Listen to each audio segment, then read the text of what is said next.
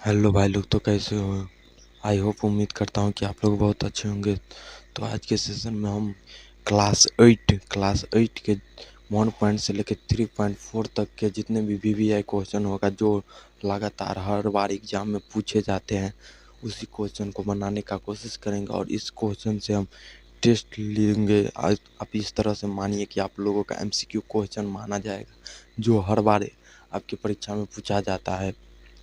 तो हम इस चैप्टर से जितने भी वीवीआई क्वेश्चन होगा, उसका सॉल्यूशन करने का कोशिश करेंगे। और उसका हम एक तरह से पीडीएफ बना के लाए हैं, एक क्वेश्चन टैग बना के लाए हैं, और उसी से हम डिस्कस करने का कोशिश करेंगे। और इस सेशन का 2 पार्ट बनेगा, जिसमें हम पार्ट 1 में लगातार 5 क्वेश्चन का डिस्कस करेंगे, और अगले पार्ट में लगातार 5 क्वेश्चन का डिस्कस करेंगे। और हमारे पास इनसे लगातार 10 क्वेश्चन है, जो आपके परीक्षा में, एनुअल परीक्षा में और फाइनल परीक्षा में लगातार बिहार बोर्ड के द्वारा पूछा जाता है। तो चलो हम इस सेशन को अभी शुरुआत करते हैं। लेकिन इससे पहले आप अगर मेरे चैनल पर नए हैं तो पहले मेरे चैनल को सब्सक्राइब कर लीजिए और बेल नोटिफिकेशन को भी ऑन कर लो, ताकि सभी नए नोटिफिकेशन आप तक जल्द पहुँचे। और हमारे चैनल पर इस तरह का नए नए एमसीक्यू आता रहता है। तो आप मेरे चैनल को भी सब्सक्राइब कर लो, अगर कर लिए हो तो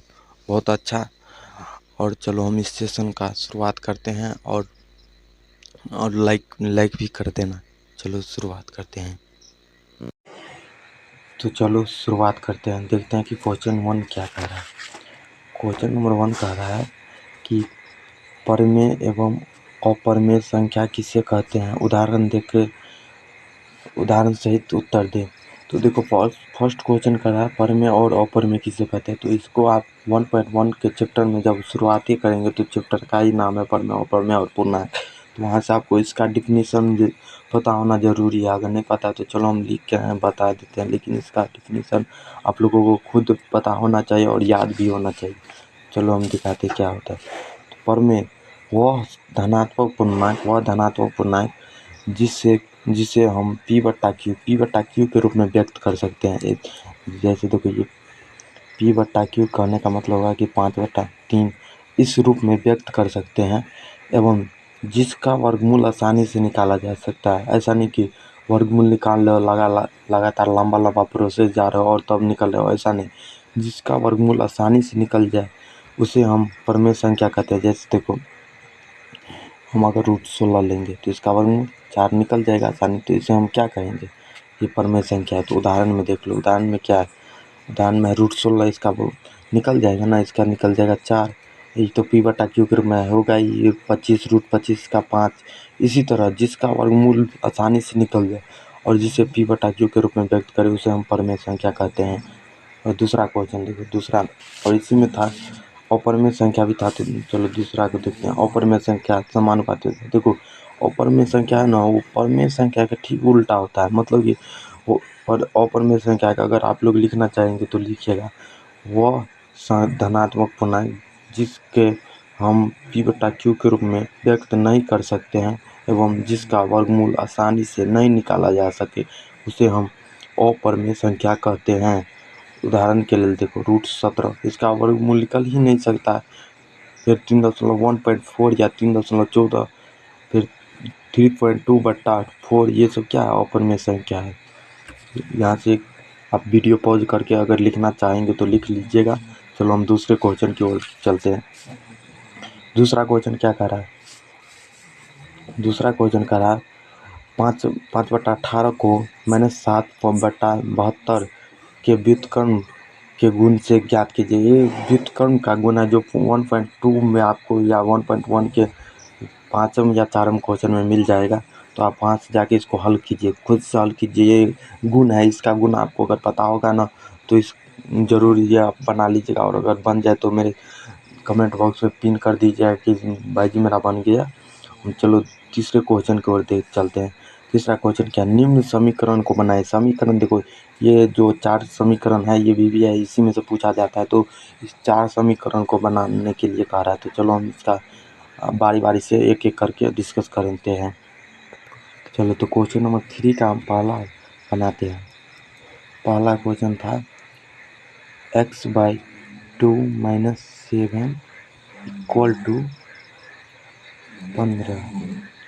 देखो इसको बनाते हैं तो आप यहाँ से ये समीकरण है, तो इसको मानिए कि ये इसके बटा हमने पूछा तो 1 है, तो ये आप लघुत्तम के फॉर्म में भिन्न घटाव के फॉर्म में आ गया, तो इसका लघुत्तम लो पहले, इन दोनों का लघुत्तम लो, तो 2 और 1 का लघुत्तम लोगे तो कितना होगा, 2 होगा। देखो 2 है, 2 और 2 1 से कट जाएगा ना, तो 1 आया, x को 1 से गुना करोगे तो x ही होगा, माइनस का माइनस 1 को 2 से भाग दो तो 2 आएगा, तो 7 को 2 से करेंगे तो 14 बराबर 15 आता है, बराबर 15 है इससे।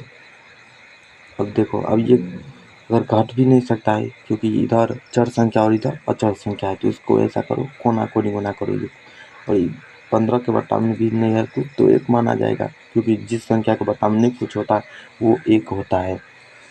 तो देखो यहाँ से अगर करोगे तो इसको अगर हम 1 से करेंगे तो क्या सेम नहीं रह जाएगा, एकदम सेम रह जाएगा, क्योंकि 1 से गुना करने पर फर्क ही नहीं पड़ेगा, तो x - 40 सेम रह जाएगा।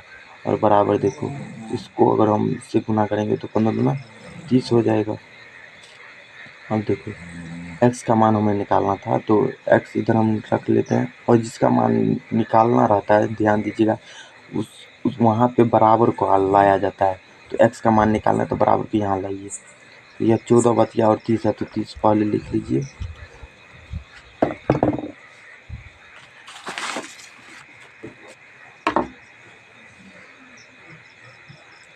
ठीक है लिख लिए।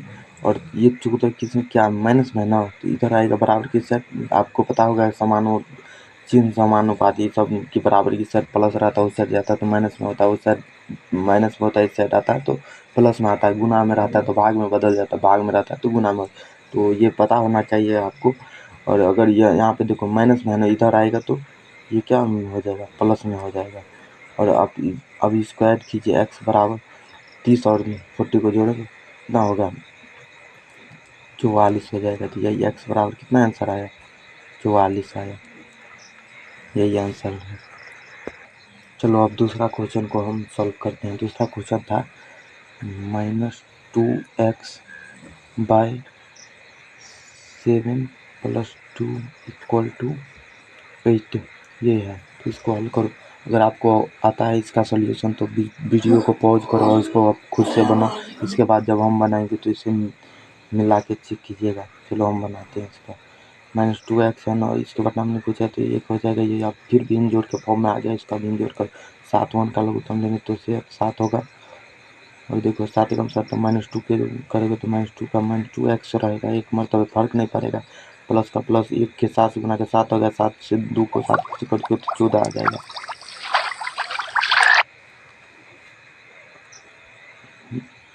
फिर देखो फिर वही फॉर्म में आ गया, इसके बटा में, और इधर क्या है बराबर में 8 है, और इसका बता हमने पूछा तो एक है, आप कोना कोनी करो, 1 से इसको करोगे तो कोई फर्क ही नहीं पड़ेगा, 2x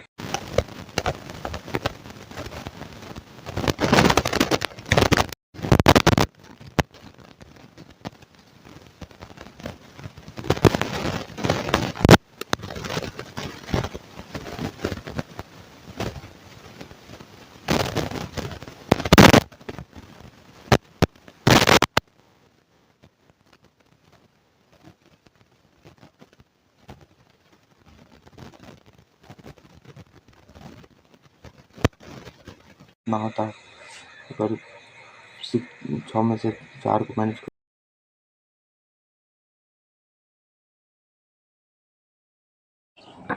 देखो अब यहाँ पे हमें क्या है 2x, तो x का मान चाहिए तो x निकाल लेंगे, और इधर क्या बचा है, इधर बचा है हमारे पास 42, तो 42 रहने देंगे, और 2x गुना में इधर आ जाएगा तो भाग में आ जाएगा, भाग आ जाए तो इसको भाग लगाओ, एक मरतबे और 21 दूना 42 होता है, तो माइनस है तो माइनस से कटा है तो -21 हो जाएगा। और नीचे आओ, नीचे देखो चूँकि हमें x बराबर क्या प्राप्त होता है, चूँकि हमें x बराबर प्राप्त होता है -21, और यही इस सवाल का आंसर हो गया। और चलो हम अगले क्वेश्चन की ओर चलते हैं और देखते हैं कि क्या अगला क्वेश्चन है। अगला क्वेश्चन है 3x +10 = 1, ये क्वेश्चन है 3x + 10 = 1। इसको खुद से वीडियो पॉज करके बनाओ, अगर बनता है तो, नहीं तो देखो हम बनाते हैं। आई होप बनाए होगे, अगर बनता होगा तो चलो हम बनाते हैं। 3x, हमें x का मान चाहिए तो हम पहले 3x को रखेंगे और एक बराबर यहाँ पे लाएंगे, क्योंकि हमको x का मान चाहिए। तो 1 रहेगा पहले से है, और 10 प्लस में इधर आएगा तो माइनस में हो जाएगा। 3x इक्वल टू 10 में से 1 घटाओ तो 1 में से 10 घट जाएगा, तो माइनस का 9 हमें मिलेगा। और यहाँ पे देखो हमें अभी x का मान चाहिए, गुना में है 3, तो इधर आ जाएगा तो भाग में आ जाएगा। -9 पहले से, और ये आ गया भाग में, और माइनस से कटाए तो -3 हो जाए। 3 या 9, तो चूँकि x बराबर क्या हमें प्राप्त हुआ, x बराबर -3 प्राप्त हुआ, और यही इस क्वेश्चन का आंसर हुआ। और चलो देखते हैं अगला क्वेश्चन को। क्वेश्चन नंबर 4 क्या कह रहा है? 4 कह रहा है, यदि किसी आयत की लंबाई और चौड़ाई का अंतर 5 मीटर है और परिमिति 110 मीटर हो तो लंबाई और चौड़ाई ज्ञात करें। क्वेश्चन कह रहा है किसी आयत का लंबाई और चौड़ाई का अंतर 5 मीटर दिया गया है और परिमिति है जो 110 मीटर दिया गया है, तो इसका लंबाई और चौड़ाई क्या होगा वो ज्ञात करना है हमें। तो हम इसका ज्ञात करेंगे और चलो देखते हैं क्या होता है। पुनः तुम लोग क्वेश्चन को अच्छी तरह पढ़ लो और समझो इस क्वेश्चन को। इसमें लंबाई नहीं दिया गया और चौड़ाई, लंबाई के 5 मीटर अंतर है और परिमिति 110 मीटर है। तो लंबाई और चौड़ाई ज्ञात करने के लिए बोला जा रहा है। तो इसको सही से पढ़ो, और अगर वीडियो का सॉल्यूशन आ रहा है तो वीडियो को पॉज करके खुद से बनाने का कोशिश करो, नहीं तो इसके बाद हम तो बताएंगे ही, तो वहाँ से आप सॉल्यूशन देख लेना और अच्छी तरह रिवीजन करना। ये बहुत ही VVI क्वेश्चन है 8 चैप्टर के, 8 क्लास के। चलो हम इसका सॉल्यूशन देखते हैं क्या होता है। पहले अब एक आयत का डायग्राम बना लो, और एक आयत का डायग्राम आप बना लो अच्छी तरह से।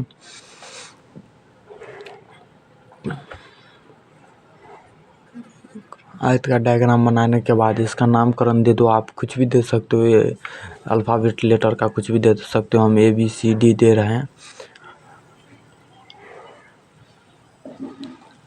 चूँकि इसमें क्वेश्चन आप जब पढ़ेंगे तो पता चलेगा। इसमें लंबाई नहीं दिया गया, तो लंबाई नहीं दिया गया तो हम मान लेंगे कि माना कि लंबाई इक्वल टू x हो जाएगा, क्योंकि हमको नहीं पता है तो मान लेंगे कि लंबाई x हो गया। और चौड़ाई भी नहीं दिया गया, और इसमें क्वेश्चन में क्या है, लंबाई चौड़ाई की 5 मीटर अंतर है। अंतर मतलब घटाव होता है, तो हम चौड़ाई बराबर क्या मान लेंगे, चौड़ाई बराबर मान लेंगे x - 5। और आगे क्वेश्चन पढ़िएगा तो दिया गया है परिमिति 110 मीटर है, तो ये भी लिख लेंगे। परिमिति या परिमाप सेम होता है, परिमिति बराबर 110 मीटर। सब मीटर में है तो मीटर में देता है। और चलो अब प्रश्नानुसार जो प्रश्न कहेगा उसको हल करने का कोशिश करेंगे, और प्रश्नानुसार यहाँ पे लिख लो, और इसके बाद क्वेश्चन क्या कर रहा है उसको बनाने का कोशिश करेंगे। और जैसा कि आप लोग जानते होंगे कि आयत का परिमिति दिया गया है तो परिमिति का ही सूत्र लगाएंगे, क्योंकि जो दिया रहता है उसी का सूत्र लगाया जाता है। तो यहाँ पे हमें परिमिति दिया गया है तो हम परिमिति का ही सूत्र लगाएंगे। तो लिखेंगे आयत